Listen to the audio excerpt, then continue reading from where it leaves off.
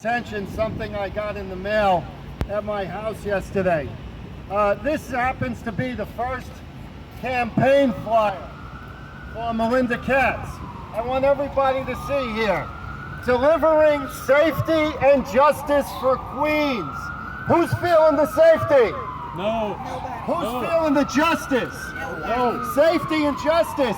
During her tenure, crime in Queens, the 7 index crimes: murder, rape, robbery, felony assault, grand larceny, all up over 50%. In Patrol Borough, Queens North, over the past 5 years, she's been DA for close to 4 years now, shooting incidents up over 250%. Delivering on safety? Really? Hey, Bob Sasso, were you feeling the justice? Were you feeling the justice, Bob? Ignoring victims. Where's the justice? Great flyer, DA Katz. Keep them coming. Keep them coming. The voters of Queens will see through this propaganda, just as I have, and you can be guaranteed I will call you out on it everywhere, every time, every day I can. I'll be happy to take All right, some so questions. hi, my name is Christopher. I want to know how you feel about Melinda Katz. She's not doing her job because she don't want to piss off working family, the socialist working family party. Yeah, I know it's hot. I want to know how you feel about Melinda Katz. She don't want to piss off the working families party, the socialists. Yeah, that's check one, check. I want to know. My name is Christopher. Yeah, I got two votes. My name is Christopher Johnson. I want to know how you feel about Melinda Katz. Don't want to piss off the working families party, so she's assault on crime. So how you take what you take in the DSA? How you feel about that? It's horrible. Let me give you a specific example. And unfortunately, she wasn't the only DA in New York City to participate in this. Governor Hochul just had this so-called victory lap press conference on public safety about 2 weeks ago in the context of her so-called follow-up on bail reform. The follow-up on bail reform and discovery, first of all, the bail reform follow-up was totally dishonest because they did not address the ability to give judges the authority to set bail if someone is considered to be dangerous. They left the whole unqualified offense structure totally in place that is responsible for people to create dozens and dozens of crimes, including selling drugs with fentanyl on our street, and be let out again. They didn't touch discovery at all. The discovery, which is attached to speedy trial laws and forces district attorneys to throw out felony cases in large numbers, to the point that Queens in 2021 only had a 5% felony conviction rate. That wasn't even touched. And there is Melinda Katz right next to the governor, smiling and waving like this was a great success. That's because she's afraid of the left. And that's the answer to your question. So one more question. Do you think she's Tiffany Gabbana 2.0 because she's acting more like Tiffany Gabbana these days? Well, here's the thing with Tiffany Gabbana and Melinda Katz. At least Tiffany Gabbana is straight up and honest about her points of view. Where politicians like Katz, they swim in the current and pretend to people, like with the flyers that she just sent out, one of which to my house yesterday, is I'm delivering on safety and I'm delivering on I gotta let other people ask questions. Yeah, you mentioned this victim services unit. Yes, I mentioned that.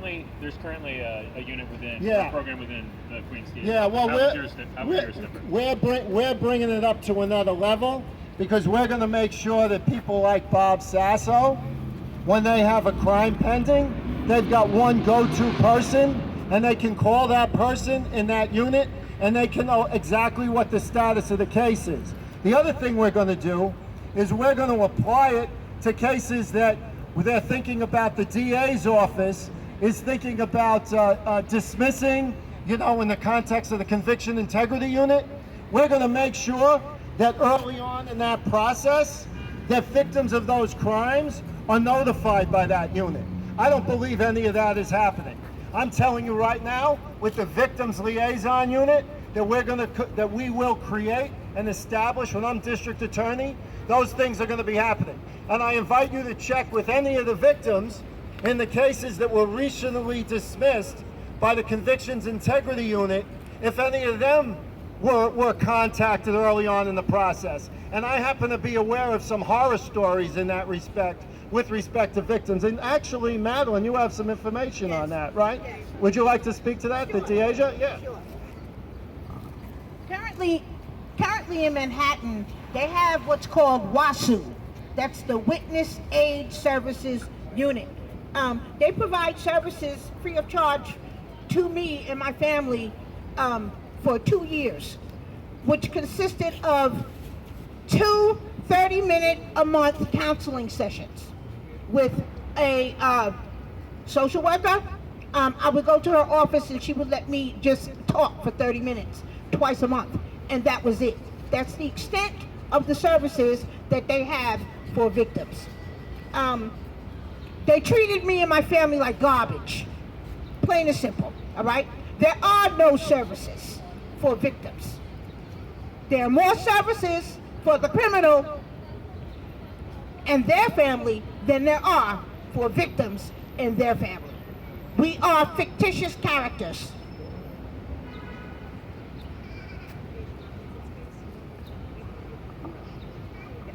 So Jennifer Harrison, who can't be here because she's sick, she has been in contact with Deja Robinson's family. Yesterday was the 10-year anniversary of Deja Robinson's killing. She was killed on a Queens bus by a stray bullet.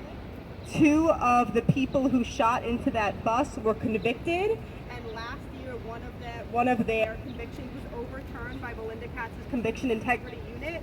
Deja Robinson's family, who currently lives in Florida, they were notified 2 days before the case went to the trial. 2 days before the conviction was overturned.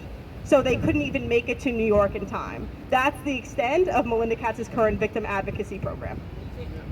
We have a statement from her, and we could elaborate further if you want, but that's outrageous. I mean, regardless of what the district attorney's office may think of the strength of the legal issue to move forward on the vacatur of an otherwise lawful conviction, 2 days notice to a family in Florida at the end of the process is outrageous.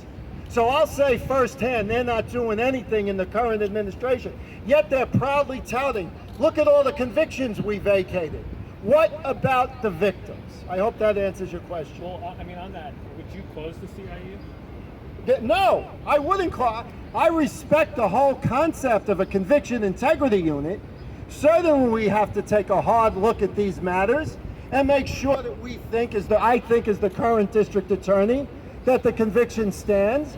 But if I'm considering seriously vacating a conviction where we have homicides and we have victims in Florida, the victims must be notified. That's called fairness. That's called justice. You can't have one-sided justice, Jacob. So absolutely keep the unit in place, but make sure victims are part of the equation as well. That is not happening now. Yes. So Mayor Adams recently released a retail theft crime plan. So I just wanted to know, what did you think about that? Do you think it's going to actually help in the city or in Queens? And if you are elected DA, how would your office handle and prosecute retail theft crimes? All right, well, the first thing we have to do, this is where we've got to make sure it's going to be a priority throughout Queens. Now, I understand Melinda Katz has taken some steps in the 109 precinct to start leaning into these things a little bit more. I mean, it's a little too late.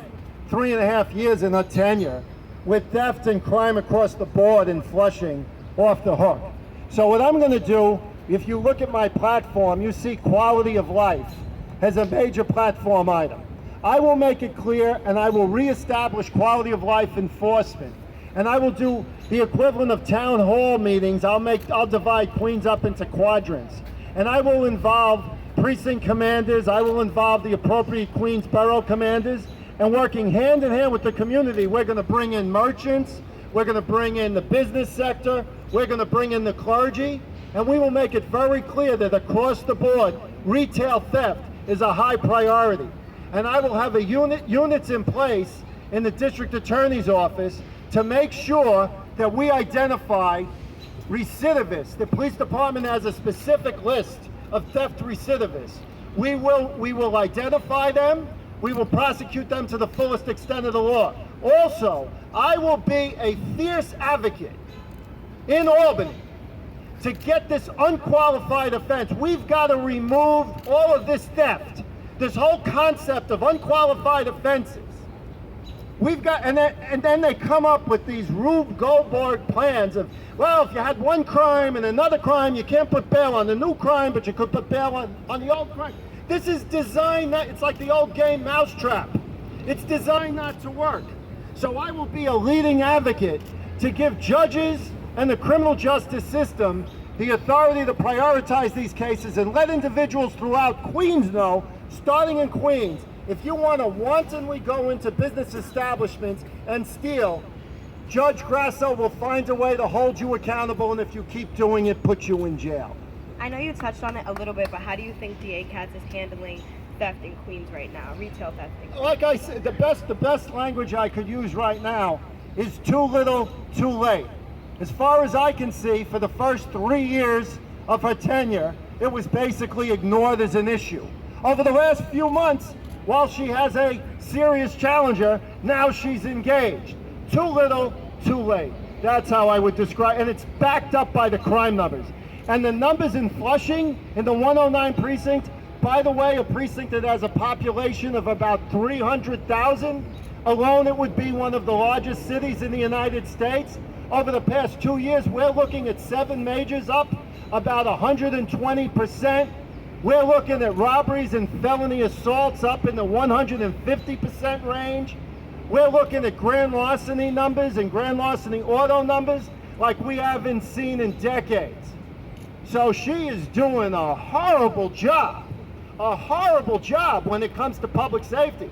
And then she has the goal to start sending out these flyers. If that's delivering on safety, I just saw an article today about hundreds of thousands of people moving out of New York. Queens will be empty in 10 years. Any other questions? Okay, thanks a lot.